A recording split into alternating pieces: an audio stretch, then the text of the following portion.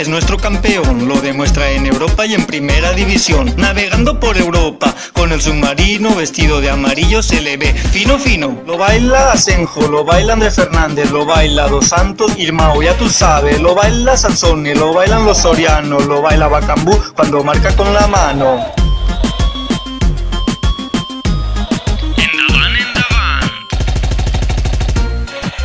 En Villarreal soñamos con ser primeros, lo sueña Jaume Costa, lo sueña Trigueros. Sabemos que algún día llegará nuestra final, y aunque pite Manzano a nosotros nos da igual. Lo baila Mario, lo baila Castillejo, lo baila Barbosa, lo baila nuestro viejo, lo baila Ruiz, lo baila José Ángel, lo baila Rucabina y amarilla pa' González. Y el Villarreal se clasifica así: 1. Gol con la mano. 2. El Escribús. 3. Con la rodilla. 4. Europa League.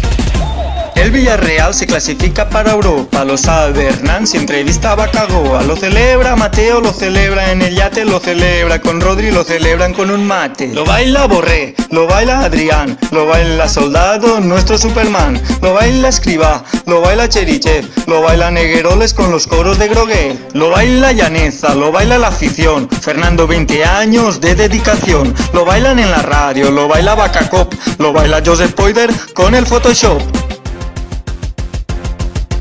Y el Villarreal se clasifica así: 1. Gol con la mano. 2. El Escribús. 3. Con la rodilla. 4.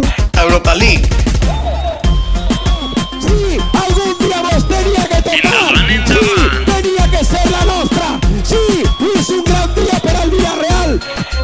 El Villarreal es nuestro campeón, lo demuestra en Europa y en Primera División. Navegando por Europa con el submarino vestido de amarillo se le ve fino fino. Y el Villarreal se clasifica así: 1. Gol con la mano.